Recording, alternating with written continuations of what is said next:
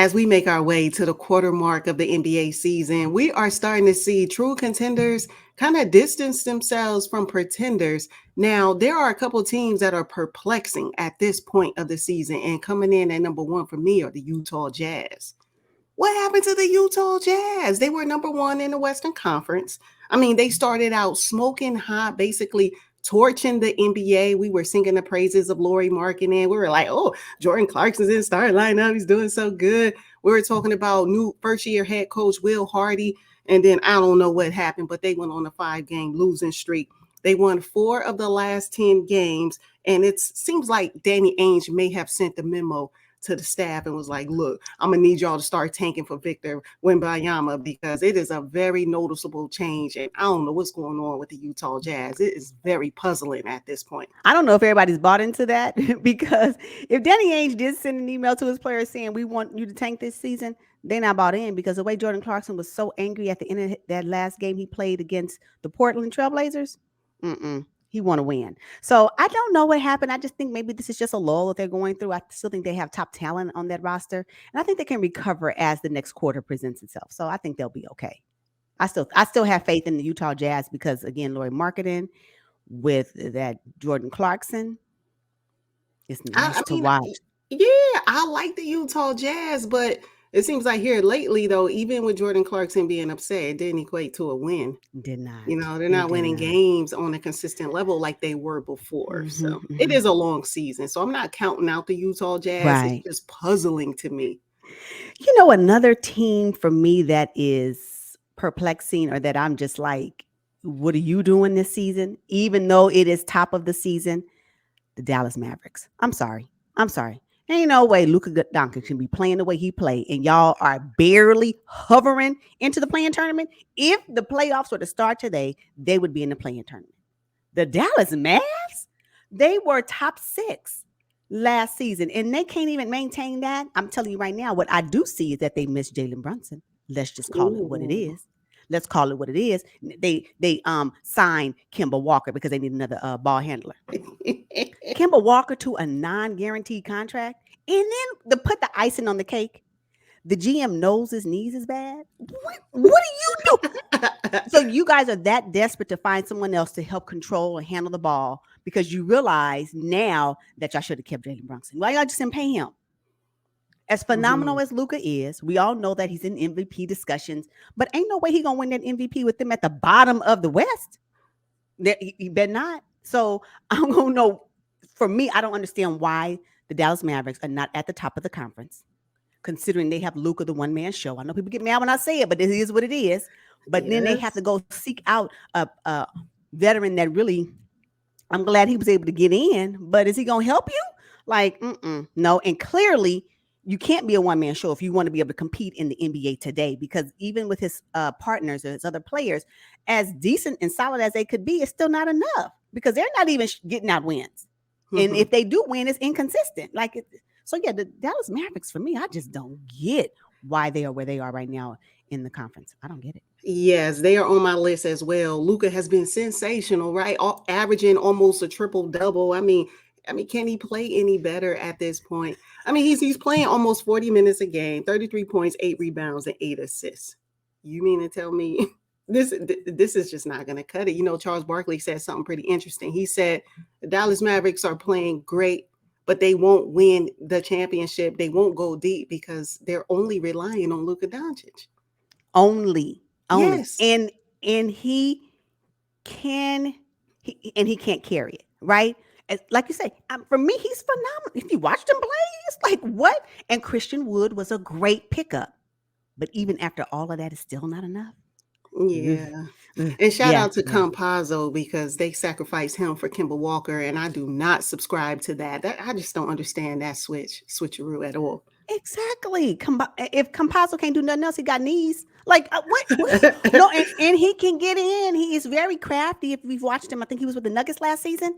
He knows how to maneuver through. He's not as tall, perhaps, but again, you trade him for Kemba. I don't get it. You're not going to get the production you anticipate out of Kemba that you would have gotten had you had just committed to Campazzo. I agree 100% on that. So Dallas Mavericks.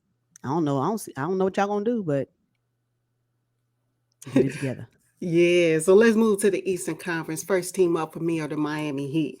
The Miami Mm. Heat, the thing is they can turn it on and off. Jimmy Butler came back, let me tell you. He came back, played like 35 minutes in the overtime game against the number one seed in the Eastern Conference, and the Miami Heat defeated the Boston Celtics. They turned it on. But the problem is they turn it off quite frequently. And with Heat culture, with Udonis Haslam, as the bench general, what is going on in Miami? Eric Spoelstra down there, been there for a long time. It just seems like they have the reigning six man of the year in Tyler Hero.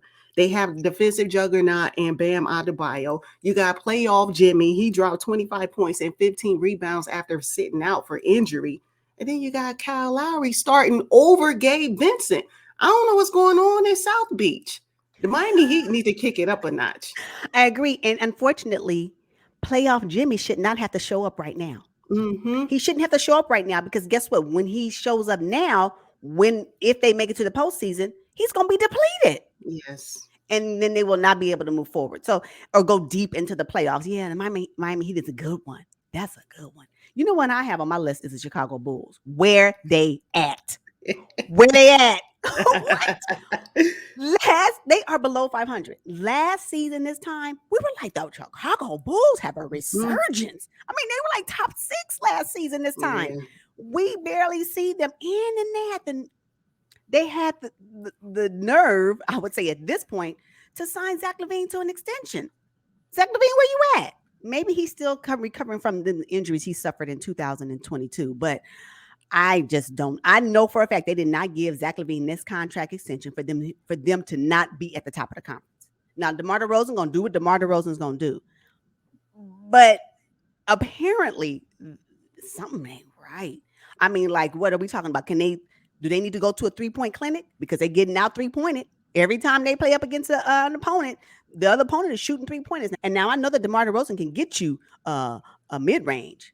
But I mean, they got to have somebody shooting from the perimeter where the ball can go in the basket. Somebody, right? So they suffer there. Their defense is inconsistent. So you want Alex Caruso to only be the one, and everybody else get in when they fit in, when they feel like it. It's just what is going on with the Bulls? I'm blown away because I anticipated that they will be much better, especially they brought back. They pretty much have their same core that they had last season when they were at the top of the conference. What is going on in Chicago? Yes, they're on my list as well. Not only did they re-up Zach LaVine, but they had nerve to re-up Billy Donovan as well. Silently. Had nerve. Yeah, and I thought Billy Donovan would be on the chopping block if the Bulls didn't have a successful season this season. Well, it turns out they believe in him.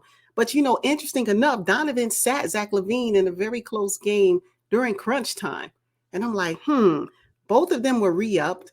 There's something going on in Chicago. And I don't know that DeMar is happy where he's at because there's no consistency. There's it's not no fluidity at all. And I would venture to say DeMar he is in trade talks right now to go to the Lakers. He might be looking to move.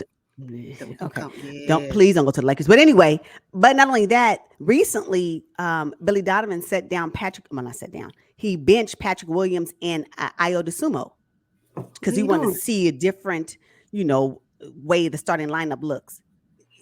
You still tinkering with the starting lineup? You still tinkering? Wow. Well, you know what? Figure it out because whatever this is, you better figure out something soon because you guys going to be missing the playoffs this season. When last season you did so well that at least you ended the season at number 6 in the standings. I was like, I don't even understand it. And you know what? I'm just going to be real honest with you. Either commit to Lonzo Ball or don't. Make a decision, right? And I think that may also have something to do because Lonzo Ball can fill in a lot of the holes that they currently have.